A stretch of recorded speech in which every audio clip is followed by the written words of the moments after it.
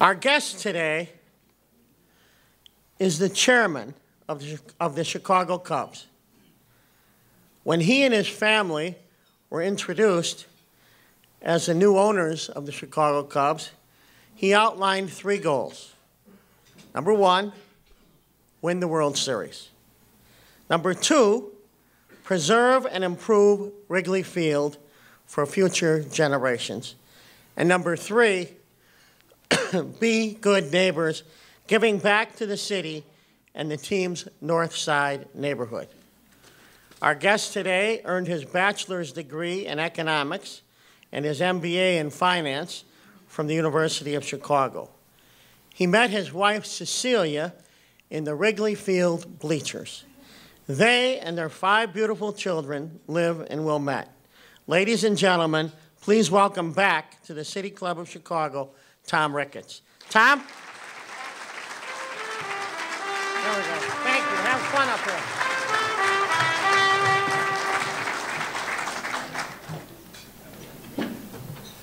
here. Thanks, Jane. Good morning, everybody.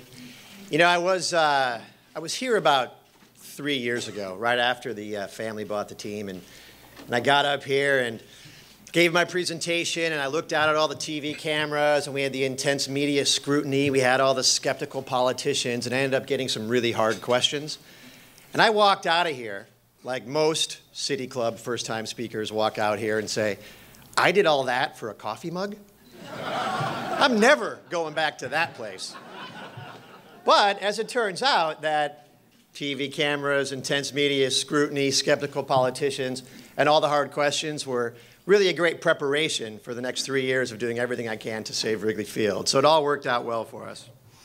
So it's really good to be here today to talk about why and how we're going to save Wrigley and keep the Cubs in Chicago. It is good to discuss this, not just the plans, but also to discuss how this privately funded investment will serve as an economic driver for the city, improve the working conditions for our players, greatly enhance the fan experience, both inside and outside the park, and be an incredible addition to our neighborhood. And of course, most importantly, to discuss how this investment will help bring a championship to the north side of Chicago. But let's start with why this plan is important. And the way we look at it, it's really about racking up the wins. First of all, it's a big win for the city of Chicago. University of Chicago economist Alan Sanderson recently stated that only 2 sporting events in Chicago drive any real economic activity. That's the Marathon and the Chicago Cubs. The reason being is the Chicago Cubs bring in tourists and bring in people from out of state to spend their money in Chicago. In fact, the numbers show that Wrigley is the 3rd largest tourist destination in Illinois. And on some days, we've surveyed our fans, and almost 40% of them are from out of state. They've come to spend their money in Chicago, and they've come to Wrigley Field. But they're also spending their money at more than 81 Lakeview bars and retail establishments, and on Chicago hotels, Michigan Avenue stores, and at our great Chicago restaurants like Maggiano's. Industry experts calculate that the Cubs generate more than $600 million of incremental annual impact for Cook County, Chicago, and Illinois. Our plan will not only preserve these economics, but will enhance them as we create a flexible open-air space for both use on game days and non-game days, and create a hotel across the street on Clark. In total, this plan, our privately funded plan to save Wrigley, we will grow the annual economic impact by more than $94 million and create 1,300 new permanent jobs, as well as 800 construction jobs. So it's a big win for the city of Chicago. It's also a big win for the players on the Chicago Cubs. It is difficult to build a first-class organization with third-class facilities. And with this renovation, we will finally have facilities worthy of Major League Baseball players. Our players prepare for games in a clubhouse that is far below Major League Baseball standards. The clubhouse is 50% smaller than any other team in the league. There are 8 shower heads for 25 guys.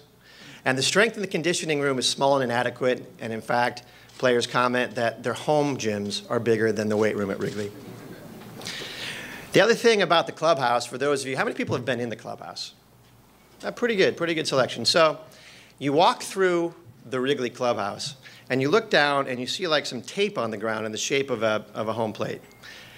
That is where the player who may be pinch hitting soon takes a batting tee and sets it on the ground, puts a ball on the batting tee, and prepares to hit it. But before he hits that ball, he has to lower the board and the net. So when he does hit the ball off the tee, he does not break the television. That's not Major League Baseball facilities. So on the field, our players have also expressed concerns about the lighting, particularly in the power alleys at Wrigley Field. And we do have the least well-lit field in baseball. So we have an obligation to better serve our players. We've invested time, energy, and financial resources in new facilities in the Dominican Republic and in spring training, and we look forward to doing the same for our players at Wrigley. While it is a win for our players, it is also a win for our organization and its ability to compete. The fact is, we need to generate new revenue opportunities to put our team in the best competitive position every single year. Wrigley is a beautiful ballpark, but it comes with severe limitations. We start the season every opening day before the first pitch, more than $50 million in the hole relative to many of our competitors. Others have estimated that hole is even greater. To start with, we spend every year up to $15 million on deferred maintenance on a 99-year-old ballpark. These dollars largely just go to fixing components such as cement and plumbing, and those are things that fans generally don't see and create neither revenue nor wins. We also pay the second highest amusement tax in all of baseball, more than $15 million per year. Only the Yankees pay more amusement tax than the Cubs, and they have a brand new $1.5 billion publicly funded stadium. Furthermore, the fact that we are limited on advertising in our own outfield has an annualized opportunity cost of $20 million. These limits on advertising are obvious because of our relationship with the rooftops across the street. The rooftops have grossed over $250 million in the last 10 years. And while I think many people viewed rooftops as incremental group events, over time they have shifted to selling individual tickets and have become direct competitors, selling both season tickets and aggressively discounting tickets on Groupon and other sites. Throw in the restrictions on night games and our ability to start games at 3 p.m. Other costs include making up for lost time, previous ownership's underinvestment in the park, and the player development system. And to make matters even worse, while the Cubs were busy arguing with our neighbors, every other team in our division got a brand new publicly funded stadium. This plan will help give us the resources to compete at the highest level of baseball. So while it is a win for the organization, it is also a win for the fans. Most people that come to a game agree that Wrigley Field is the best place to watch a baseball game. It is beautifully designed, intimate, historic, cathedral of baseball. All fans agree on that. All fans also agree that the field lacks many of the services and amenities that other parks provide. We have limited ability to prepare food on site. We have limited restroom capacity. We have crowded concourses and a woefully underserved upper level. This plan will improve the ballpark experience for the fans. And finally, this plan is a win for our neighborhood. While our fans continue to appreciate the overall experience at Wrigley, they also tell us they would like more to do when they decide to come to the game with their family, and they want a better experience outside the ballpark. When we bought the team 3.5 years ago, the plan was to put an office building on the triangle-shaped parking lot directly west of the park. After considering that option, we decided to turn that parking lot not into an office building, but into an open-air plaza that can be used on game days, but also used on non-game days. This plan also keeps the Cubs in Wrigley, supporting the dozens of neighborhood businesses that benefit from the flow of fans and tourists to the park on game days, and will bring more visitors to the neighborhood on non-game days, on days when the businesses struggle. This plan keeps those businesses healthy by not only keeping the team in the park, but during construction, but also by scheduling renovations in the off-season, so we won't miss any home days at Wrigley Field. We also envision a plaza that will be available for neighborhood activities unrelated to baseball or to concerts. The Working with the aldermen, we have also addressed many of the neighborhood issues, including parking, safety, and other concerns that neighbors have raised in our many discussions, polls, and focus groups. So this plan will benefit our neighborhood. So a lot of times when I go through this list and talk about our issues at Wrigley, people say to me, well, you knew all these problems when you bought the team. And the answer is pretty straightforward. Of course I did. I've been to hundreds of games before we bought the team and understood many of the issues. But whether I understood the problems or not, whether the Ricketts bought the team or not, these are all problems that need to be addressed. So while I understand the problems, I also understand how important this ballpark is to the neighborhood, the city, and the fans. That is why, on the first day of our ownership, we committed to preserving and improving Wrigley Field. And I have always, throughout this process, steadfastly believed that it is in everyone's best interest to work together to make sure that we save this field. Of course, the question of why we save Wrigley is a pretty easy question. The harder question has been how. And because of all the stakeholders, I'll say, of the city, the rooftops, the neighbors, and the team, it has really been hard to come up with a plan that works for everyone. We've talked about a lot of ideas about how to save Wrigley Field over the past 3 years, and we kept coming back to this. All we really need is to be able to run our business like a business and not a museum. In January, at our Cubs convention, I said my family would put together a private financing plan. We would come up with the money to fix Wrigley Field and create new businesses in the neighborhood.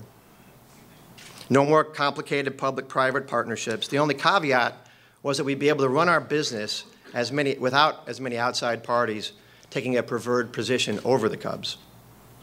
The upside to the city is huge. In addition to preserving one of the top tourism drivers in our city, our project will generate $19 million in annual new tax revenues and more than $57 million of net new direct spending on top of the new jobs. That's why we worked so hard with Mayor Emanuel and Alderman Tunney to develop the $500 million Wrigley Field reinvestment plan being filed with the City of Chicago today. The package is in the form of a plan development amendment and in other ordinances. I want to thank Mayor Emanuel for his leadership in helping craft our proposal with Alderman Tunney. And Alderman Tunney deserves great credit for being both a strong advocate for his constituents and working with the Cubs to develop a solution that helps keep the Cubs in Wrigleyville. The application is very detailed, and there will be public hearings on the project. We have the utmost respect for the public process. We hope everyone in Chicago, the planning, zoning boards, and the City Council will keep an open mind. We hope the Chicago City Council will act quickly and approve the plan because we would like to get moving as soon as possible. Here are a few highlights of the plan. First, we have proposed the flexibility to play more night games. The current league average is 54 to 56 night games, but in working with our community, we have agreed to limit ourselves to 40 night games, plus whatever the league requires for national television.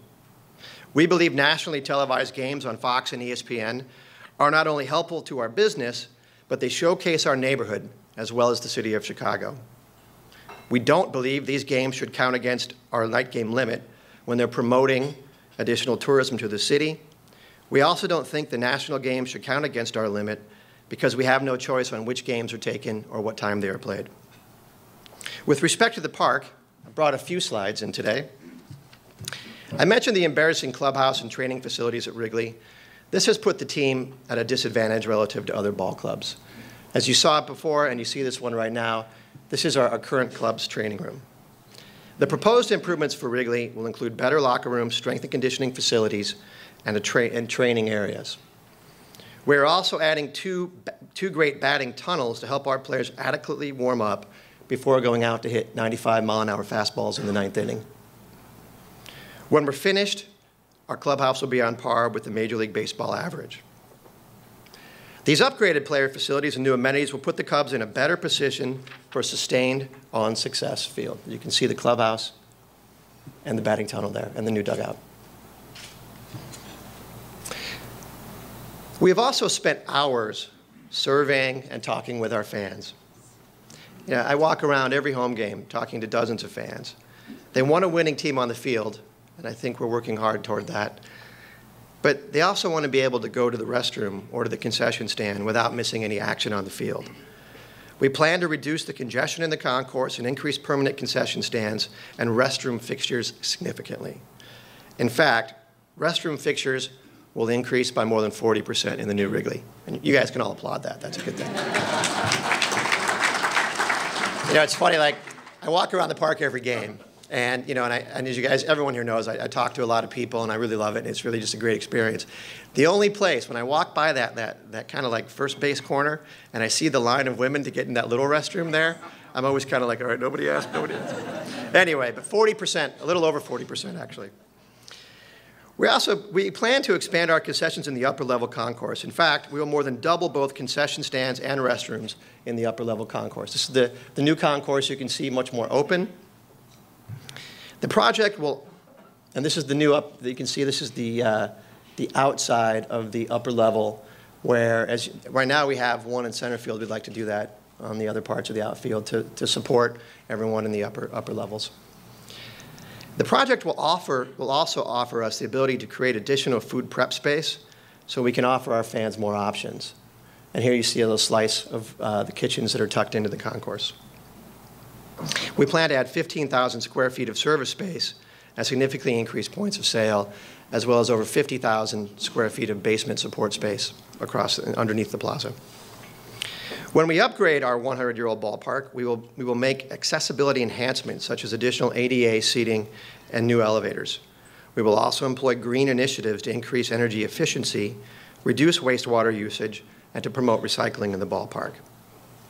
There is a lot that will change in the back of the house to make this all better for fans. But at Wrigley, we don't want to fix what isn't broken.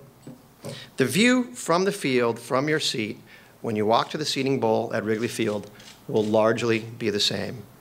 What will improve is the fan experience and the amenities that are available to you when you leave that seat. Much has been said about the signs in the outfield, and I've said today the limitations placed on us cost the Cubs $20 million or more each season. But we've always tried to phase signs in so as to minimize the impact on the rooftops and to also be mindful of the views that the fans enjoy from the ballpark. Here is a depiction of the new signage in the ballpark. As you can see, there's a video board in left, a new sign in right field, a couple little signs tucked in. Every other ballpark in Major League Baseball has a video board to generate revenue for them. Fenway Park has 3 video boards. Our video board would be about mid-size compared to other teams.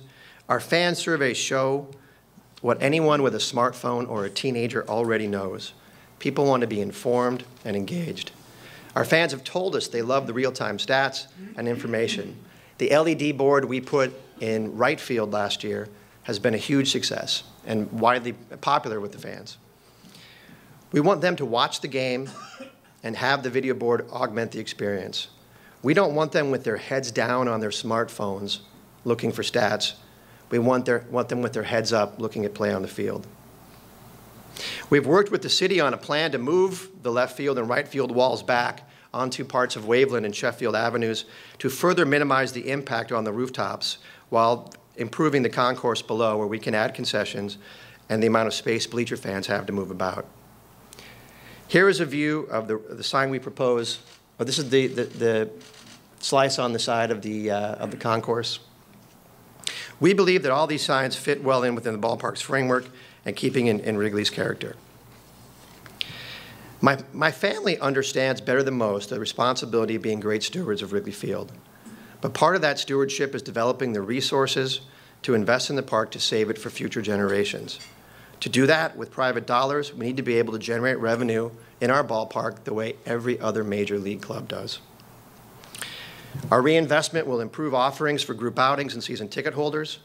We will have significant improvements to our Nuveen investment suites level. This is our center field deck. As you can see from the cutout behind home plate, go back to the cutout, there we go. We'll be able to provide something for everyone when we are done. Today, there is a shortage of premium space for group and corporate outings, sponsors, and business entertainment. Season ticket holders will get the same level of amenities. Season ticket holders currently get the same level of amenities as the casual fan. We'd like to do more. We'll improve our suites. We'll add a restaurant where the administrative offices once were. We'll add a new club behind the grandstands at home plate. And we'll go out to the center field now, Julian. In the Budweiser bleachers, we plan to eliminate the LED board that's been there since 1983 under the historic scoreboard and create an area that will add more food and beverage options for our bleacher fans.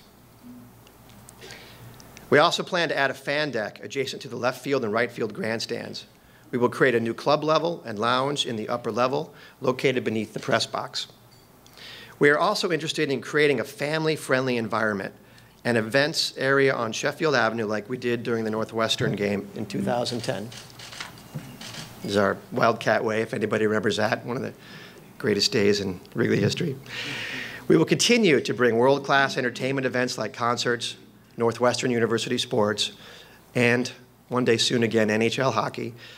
And we want to offer the community and fans movies, tours, and high school sports events on the plaza just west of the park. In summary, our goal is to create a family-friendly entertainment outside the park and do it in a way that enhances the quality of life for the neighborhood. We're a major tourist driver. As I said, some days nearly 4 in 10 of Wrigley visitors are from out of state. If we can get this project approved, my family will invest with Starwood Hotels and Resorts to create and develop a boutique hotel across the street on Clark Street. Here is a look at the hotel is on the left, the plaza there, and the building on the north end of the plaza. Here's a drawing of the hotel. It will include 175 rooms. There will be entertainment and meeting space, and it will be tastefully designed to add to the character of the neighborhood. A pedestrian bridge will add safety and connect the east and the west sides of Clark Street. The plaza will be a very exciting addition. It provides an area for special game day, family-friendly entertainment, and pop-up retail. It will also provide space where we can program entertainment year-round. The community will be able to use it as a gathering place, and we can continue our ice rink that we do in the winter, farmers markets in the summer, as well as other community events. The office building on the plaza will also drive business to other area restaurants and bars throughout the year. We have worked extremely hard to develop a plan to save Wrigley Field and to keep the Cubs here and to strike the right balance with the community. Mayor Emanuel and Alderman Tunney have worked tirelessly to get us to this point. We look forward to moving forward with the public process. We see this as a tremendous opportunity. With a $500 million private investment, we can save Wrigley Field for the next generation of fans, build a new hotel and plaza, put more than 800 construction tradesmen to work, create 1,300 permanent new business jobs, preserve one of the top tourist destinations in the state, create one of the premier entertainment venues in the city, and most importantly for Cub fans, generate critical resources to further invest in creating a championship baseball organization and putting it on the path for sustained success. The plan is a win for the city, for the team, for the players, the fans, and the neighborhood. And we hope we can count on your support. Thank you.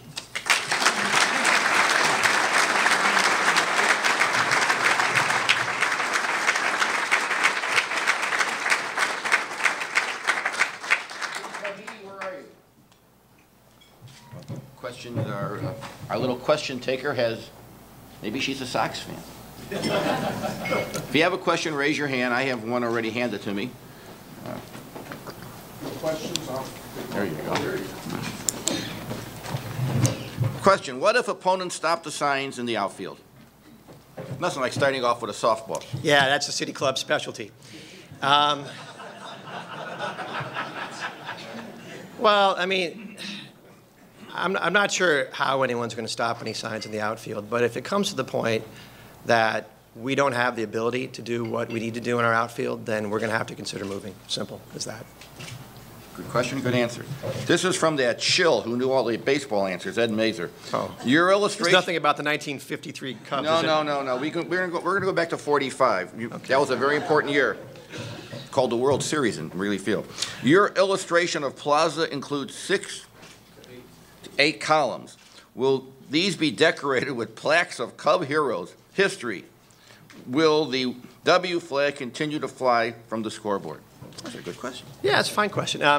First of all, the W flag will continue to fly from the scoreboard, hopefully more frequently than in the past few years. But with the plaza and other parts that we're building and all the space that we're able to create both in the park, in the hotel, and in our building, we really want to embrace Cubs history. And one of the things I think that the past ownership really hasn't focused on is we really haven't kept much stuff, sadly enough. So we've started a little collection, and we'd like to display some of the great treasures of both past teams and great photos of the park itself. So we'll definitely be honoring our past Cub greats and Hall of Famers and legends out in the plaza. But the stanchions you see will also have other purposes too, including sometimes promoting our sponsors. Okay, is this the last name A-S-H-U-I-N? Are you here?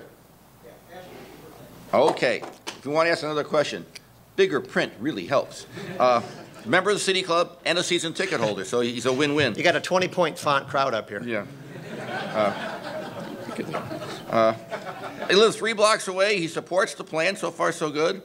With increased ad revenues, will ticket prices hold steady or will they go up?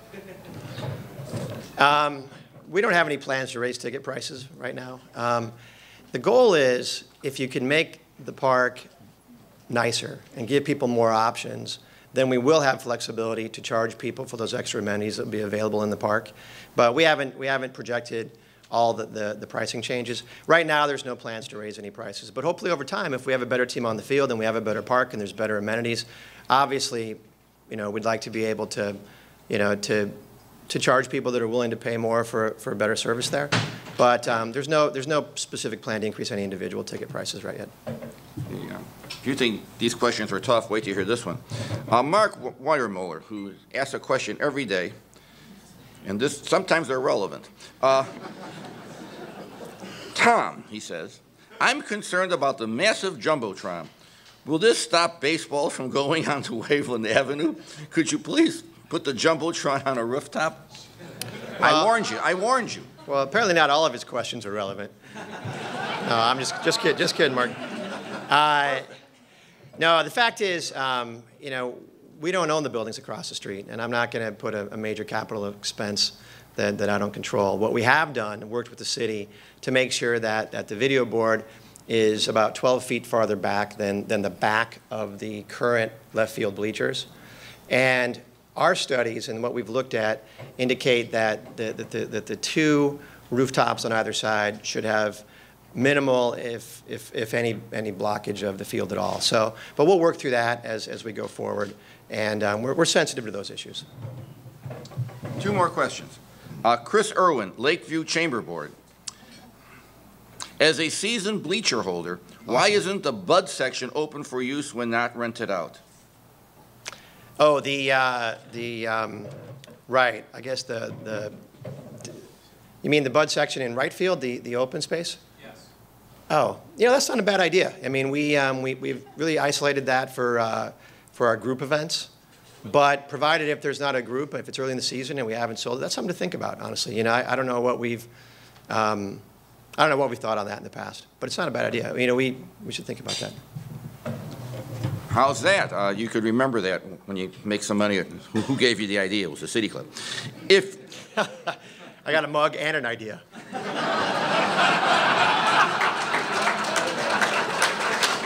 A tad presumptive on the mug. Okay. Last question from Tom Moore. Tom, where are you? Raise your hand. There you are, right by the door. Good place. Okay. If you could make as much advertising money by putting the signs across the street on the rooftops, why would you put them where they block the rooftop views? Kind of a redundant question, but you could take it. Well, we obviously have looked at that. The fact is that we need to control our relationship with our sponsors. We want the signs to be on our side of the street. And we'll work to make sure that the signs that we put on our side of the street will limit the impact on the rooftops. And Tom, you know this. Like, the fact is that on a personal level, I like all the people that own the rooftops. They're good folks. But we just have to start to address the issue it creates for us in terms of the dollars that we lose. And this plan takes a step in that direction. And that's the way we've decided to go forward. That's it. How about a big round of applause? Tom, we got something for you. Raise that high. There is no doubt when the Cubs were in the World Series, the champagne will come out of that mug. Excellent.